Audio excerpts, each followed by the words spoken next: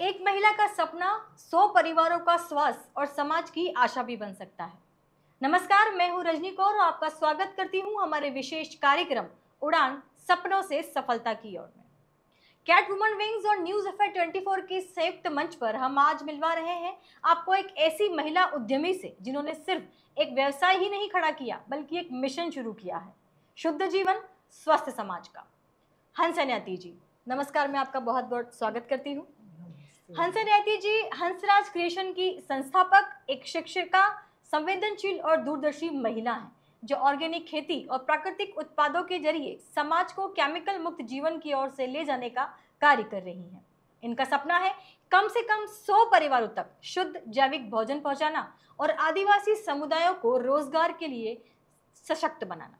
एक राष्ट्रीय स्तर की कलाकार, अर्थशास्त्र की गोल्ड मेडलिस्ट और समाज सेवा से गहराई से जुड़ी हंसा जी उन महिलाओं की प्रेरणा है जो पारंपरिक सीमाओं से बाहर निकलकर समाज को कुछ लौटाने का जज्बा रखती हैं। इस इंटरव्यू के माध्यम से हम जानेंगे कि कैसे एक महिला की सोच सिर्फ व्यवसाय तक नहीं बल्कि एक व्यापक सामाजिक बदलाव की नींव रख सकती है। तो हंसा जी, आपका बहुत बहुत स्वागत है हमारे चैनल में। सबसे पहला मेरा जो आपसे सवाल है वो आपसे ये है कि ऑर्गेनिक खेती की तरफ आपका जो रुझान है ये कब और कैसे शुरू हुआ? वैसे ये बहुत सालों पहले की बात है, तब मैं छोटी थी, पर मेरी मम्मी को हमेशा से बाजार की जो केमिकल वाली सब्जी आती है उनसे बड़ा परहेज होता था। उन्हें बहुत धोती थी और बाद है ना, मतलब उन्हें लगता था कि ऐसा घर पे शुद्ध सब्जियां और फल उगाए जाए जिनमें कि आप पेस्टिसाइड और केमिकल्स का यूज़ ना करें, वही वो खाना चाहती थी। तो ये चीज़ हमें धीरे धीरे लगा कि इसके लिए मम्मी के लिए हम क्या कर सकते हैं। तो हमने घर पे ही सब्जियां और फल जो ऑर्गेनिक तरीके से लगाए, उनका स्वाद भी बहुत अच्छा हुआ और उसके अंदर कोई भी रसायन नहीं होता था। और प्लांट्स को अगर हेल्दी रखो तो उनमें ये डालने की ज़रूरत भी नहीं आती है। तो ऐसे करके ये शुरुआत हुई, पहले घर से हुई। घर पे हम अपने घर के लायक सब्जियां लगाने लगे, फल फ्रूट लगाने लगे। फिर लगा कि अपने एक्सटेंडेड फैमिली को भी चाहिए, तो फिर हमने और बढ़ाया। फिर हमारी एक्सटेंडेड फैमिली तक हम फल फ्रूट सब्जियां पहुंचाने लगे। फिर लगा हमारे फ्रेंड सर्कल को चाहिए, तो और बढ़ाया। फिर लगा कि नहीं, ये आज के लिए सभी के लिए ये आवश्यकता है। तो फिर हमने एक 8 एकड़ का लैंड लिया और फिर वहाँ पर हमने काफ़ी फलों के पेड़ लगाए हैं। करीबन 2000 पेड़ फलों के लगाए हैं। आम, अमरूद और तो है ना, ऐसे करके धीरे धीरे हम आगे बढ़ते गए और इस लेवल तक उसको हमने बड़ा कर लिया कि 8 एकड़ की ज़मीन पर इतने फलों के पेड़ लग गए हैं।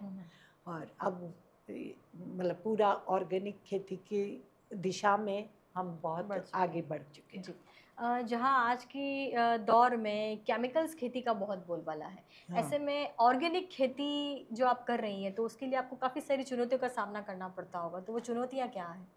हाँ, इसमें चुनौतियाँ तो काफ़ी है, क्योंकि एक तो क्या, लोगों को भी इसका इतना ज्ञान नहीं है। तो जो आपके पास काम करने आ रहे हैं उन्हें भी आपको ये बहुत मुश्किल से सिखाना समझाना पड़ता है। वो बोलते हैं मैडम ऐसे होगा ही नहीं। हम कहते हैं ऐसे होगा। आप ऑर्गेनिक में जो खेत पर ही हमारी गायों का गोबर है वो सड़ा करके, डिकम्पोज करके, वो यूज़ करके बहुत अच्छे से खेती होती है। वर्मी कंपोस्ट, केंचुआ खाद से बहुत वो डाल के कर पा रहे हैं। और अभी उससे भी एक सरल, मतलब जो इसमें किफ़ायती ऑप्शन अगर दिखे जाए, क्योंकि केमिकल फर्टिलाइज़र या पेस्टिसाइड्स भी खरीद रहे हैं तो उनकी काफ़ी कीमत आपको चुकानी पड़ रही है। बिल्कुल। बहुत महंगे आ रहे हैं। तो किसान के पास जहाँ इतना लिमिटेड फंड है, अगर वो खरीदता है तो कितना पैसा इस पे खर्च कर रहा है, जबकि उसके खुद के पास भी तो गाय है, गोबर है। केचुए अगर आसानी से मिल जाते तो वो वर्मी कंपोस्ट बनाएगा। तो जितना गोबर का खाद डलता है उससे कहीं कम पोर्शन वर्मी कंपोस्ट डालना पड़ेगा। इसके बाद एक और चीज़ है जो मैंने सीखी करते करते, कि जीवामृत बना सकते हैं जिसकी लागत बहुत ही कम है। एक ड्रम के अंदर आपको सिर्फ गौमूत्र और गोबर, थोड़ा मिट्टी और बेसन और गुड़, इसका घोल बनाना है। थोड़ा पानी ऐड करके, और और इसे चलाते रहना है। जी, हर छठे दिन तक पर एक जीवामृत तैयार हो जाता है जिसमें कि माइक्रो ऑर्गेनिज्म डेवलप हो गए। आपकी ज़मीन में अगर सब पौधों को हम थोड़ा थोड़ा वो पिला दें, वो घोल, तो अंदर कई माइक्रो ऑर्गेनिज्म डेवलप हो जाएंगे जो कि पौधे के लिए बहुत फायदेमंद होंगे। जी, तो और इसकी कीमत भी आपकी बहुत कम आई है।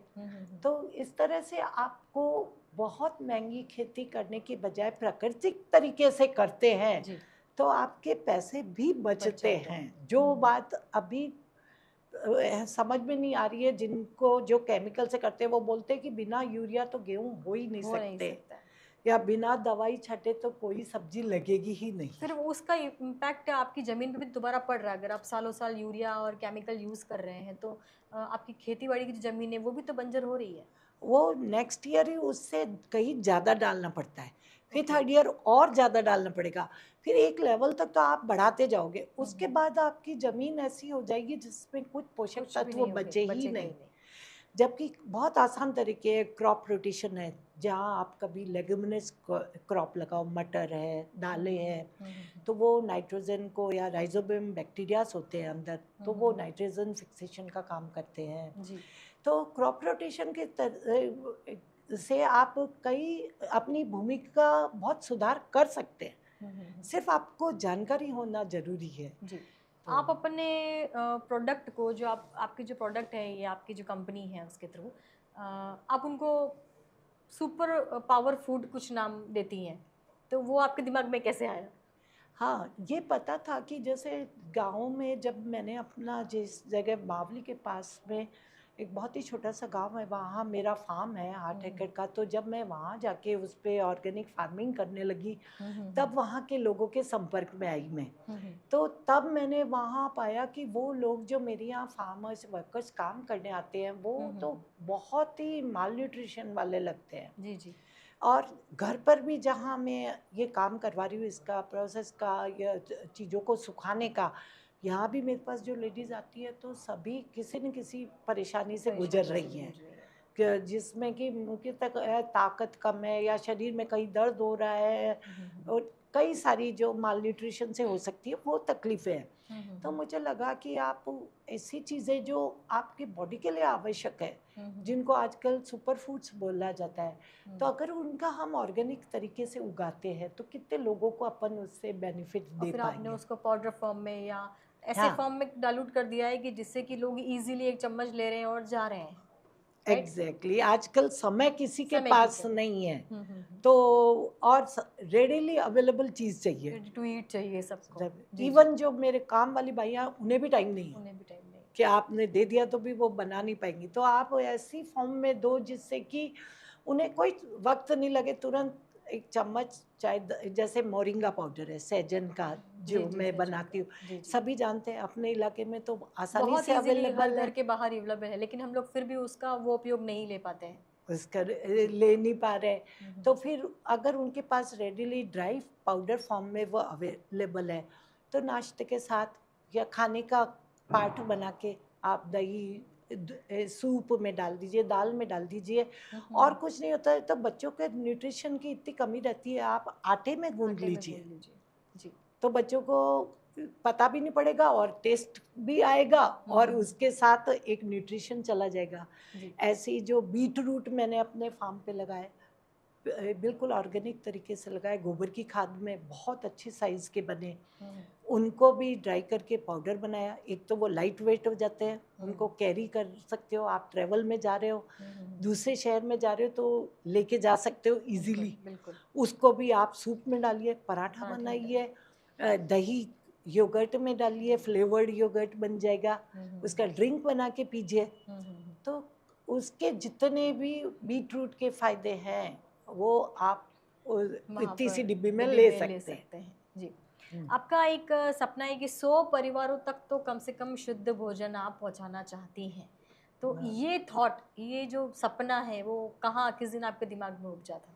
हाँ, यही जो मैंने आपको बताया कि स्टार्टिंग में अपनी मम्मी की ख्वाहिश पूरे करने के लिए हमने ऑर्गेनिक किया, फिर अपने छोटे से परिवार की, फिर फ्रेंड्स की, ऐसे करते करते जब हमने देखा कि अब भी जैसे इस अब समझ में आने लगा है कि हर जगह लोगों में कितनी बीमारियां हो रही है, तो और कितना कैंसर फैला हुआ है, जी। ऐसा कोई परिवार नहीं छूटा है पर जहाँ नहीं कैंसर हुआ नहीं है। जी, तब हमें लगा कि इसकी आवश्यकता तो सभी को है। बिल्कुल। और ऐसे बहुत लोग थे जो चाहते थे कि हमें मिले, बट ऑथेंटिक आपको ये ऑर्गेनिक फूड नहीं ऑर्गेनिक मिल फूड रहा है। नहीं मिल रहा है। तो जी, अगर हम उसको आसानी से उगा पाए और लोगों को अवेलेबल करा पाए, तो जो लोग ले सकते हैं उन तक तो पहुंचे।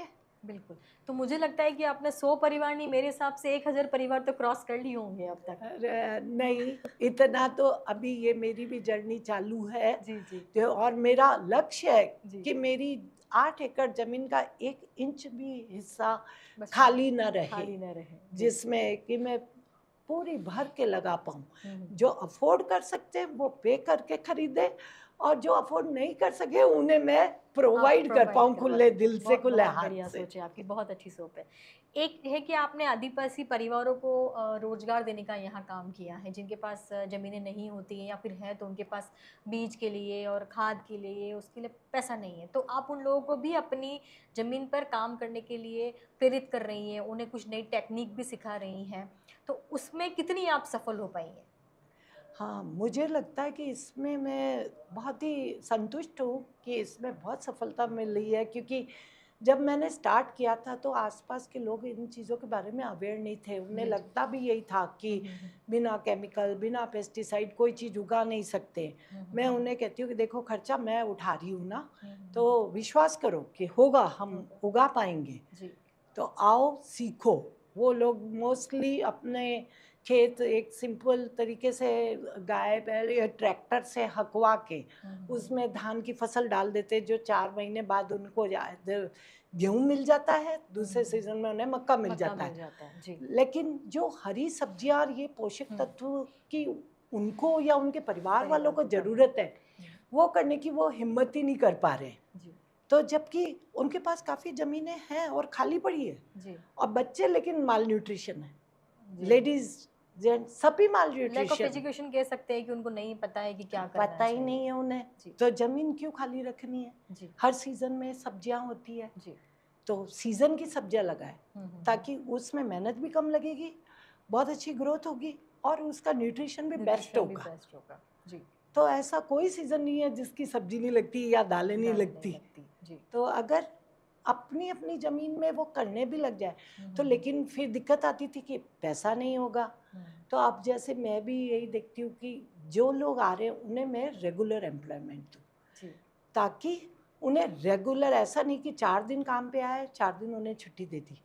तो रेगुलर एम्प्लॉयमेंट देने से उनका अच्छा मेहनताना बन जाता है, उनको अच्छी तनख्वाह मिलती है। उससे वो अपने कभी ट्यूबवेल खुदवा लेते हैं, जी। कभी अपनी कुछ कंस्ट्रक्शन कराना है घर में, वो करा लिया, या आपका बीज लाने के उनके पैसे इकट्ठे हो गए वो कि इकट्ठे वो हो भी जाते है हैं। ना जी। फसल लगा पाए। जी, जी, जी, और कई लोग, जब मैं फलों के पेड़ लगा रही थी तो वो आते थे कि मैडम इस बार आप फल के पेड़ लगाओ, 5 पेड़ मेरे लिए भी लाना कि मैं भी लगाऊंगा अपने खेत पे। जी, जी, जी, तो मैं सबको देती हूँ ताकि तुम फिर उन पेड़ों को बड़ा करो। जी, जी, जी। और उनसे पूछती भी हूँ कि मैंने पपीते के पेड़ दिए थे, लगे कि नहीं, या अनार के पेड़ों पे फूल आ गए कि नहीं, अमरूद लगने लगे कि नहीं। जी, जी, जी। इनमें बहुत जल्दी रिजल्ट्स आ जाते हैं। जी, जी, बिल्कुल। तो आम के पेड़ सब लगाओ। मैंने कहा तुम करते क्या हो कि जब आपके बच्चों को चाहिए तो लगा लो, कुछ साल तो देखते देखते जिंदगी के बीत जाते हैं, हैं। और पेड़ों पे फल लग जाते हैं। फल लग जाते हैं। तो मतलब आप प्रकृति को तो बचा ही रही है, साथ में आदिवासी जनजातीय क्षेत्र के लोगों को शिक्षित भी कर रही हैं कि उनको खेती बाड़ी कैसे करनी चाहिए, वो कैसे अपने संसाधनों के साथ में आगे बढ़ सकते हैं। तो आप मुझे ये बताइए कि जैसे अभी आप कैट वुमन विंग से जुड़ी हैं, हाँ तो जी। डेफिनेटली आप इकोनॉमिस्ट भी हैं, इकोनॉमिक में आपकी बहुत ज़बरदस्त पकड़ है। तो डेफिनेटली डिमांड और सप्लाई आप जानती हैं कि क्या होती है। हाँ, यहाँ पर आप इस चीज़ को कैसे मैनेज करती हैं? क्योंकि जितना मैं जानती हूँ कि जो शुद्ध चीज़ें होती हैं वो लिमिटेड ही हो सकती हैं, बहुत सही, राइट? तो अभी बिल्कुल जैसे सही कहा। मार्केट में बहुत सारी ऑर्गेनिक चीज़ें आ रही हैं, मुझे नहीं लगता कि वो इतनी शुद्ध होंगी, क्योंकि वो इतनी आसानी से अगर मिल रही हैं तो वो पॉसिबल नहीं है कि वो हम कह सकते हैं कि वो शुद्ध है। जी। तो कैट वन विंग्स में जब आप जुड़ी, हम्म। आपको वहाँ क्या रिस्पॉन्स मिलता है आपके प्रोडक्ट का, और आप वहाँ पर ये चीज़ें कैसे मैनेज कर पाती, डिमांड और सप्लाई का जो चल रहा है आपका वहाँ? हाँ, तो एक्चुअली वहाँ जो महिलाएं आ रही हैं वो सब एंटरप्रेन्योर हैं और अच्छी पढ़ी लिखी, सब वेल एजुकेटेड है। तो जब मैं अपना प्रेजेंटेशन देती हूँ या मैं अपनी बात बताना चाहती हूँ कि कैसे इसे मैंने शुरू किया और इसके क्या फ़ायदे हैं, और ऑलमोस्ट सभी लोग वो लोग जानती ही हैं कि ऑर्गेनिक फूड हमारी सेहत के लिए बहुत अच्छा है ना। पर कहीं ना कहीं सभी को ये दिक्कत थी कि वो मिलता आसानी से नहीं था। तो वो बहुत वेलकम कर रही हैं, मेरे से लेते हैं वो, और है ना उसका लाभ भी ले पा रहे हैं, वापस भी बताते हैं कि ये लेने से हमें अच्छा रहा, हमें और चाहिए। और इवन मेरे फ्रूट्स की तो पहले से ही बुकिंग हो जाती है कि इतने हमारे लिए बचा के रखिएगा।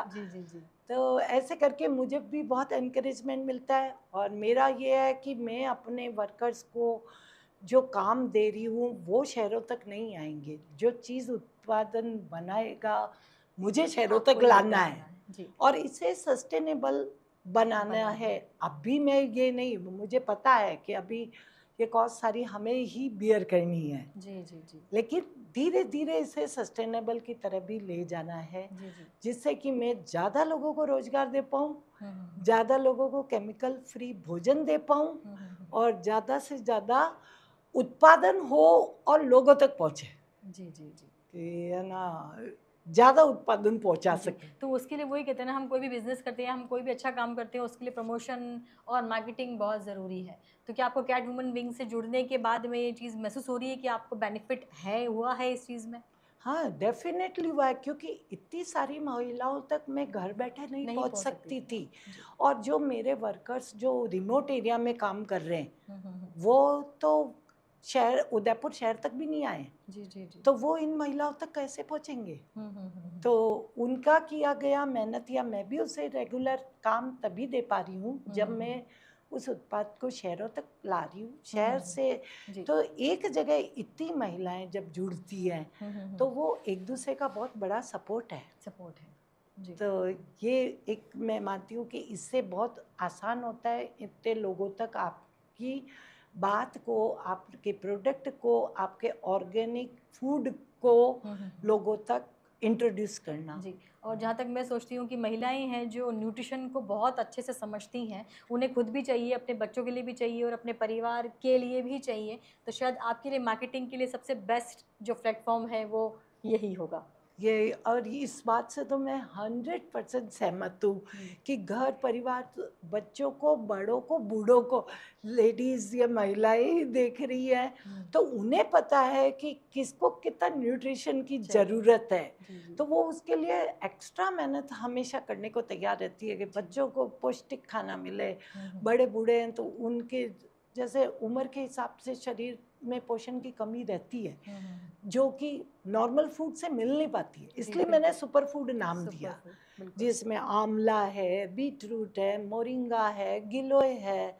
ऐसे सुपर फूड्स देने से ये बहुत सारे न्यूट्रिशन की पूर्ति हो इजीली हो सकती है।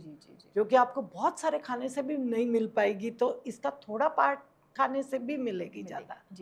अब मेरा आपसे हंसा जी एक आखिरी सवाल ये है कि इस उम्र में आके आपने जो एक नई पारी शुरू की, और वो भी ऐसी पारी जिसके अंदर असीम आपको ताकत चाहिए, मतलब खेती बाड़ी, कहते हैं जवान लोगों का ज़्यादा काम है, तो आपने ये चुना है, तो मुझे लगता है वो आपका, उसकी वजह वो आपका सुपर फूड जो आप हमारे लिए अभी बना रही हैं वो आप पहले से इस्तेमाल कर रही हैं। तो आज की जो जनरेशन है, आज की जो युवा है, उनको आप क्या कहना चाहेंगी?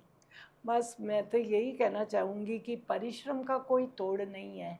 कोई भी काम है, मेहनत आपको करनी ही होगी, कोई शॉर्टकट नहीं है। किसी शॉर्टकट से आप सफलता नहीं प्राप्त कर पाओगे। और वो भी जो आप समाज में इतनी अच्छी चीज़ कुछ करना चाह रहे हो तो आपका और मेहनत भरा रास्ता है। और मेरा तो फिजिकल मेंटल अपने आप ही दिख रहा है। खेती बाड़ी आज जो पहले करने वाले थे वो भी नहीं कर रहे, और मैं जाती हूँ और लिटरली अपने फार्म पे कुदाली फावड़े के साथ करके उन्हें दिखाती हूँ कि इस तरह से इसको किया जाता है।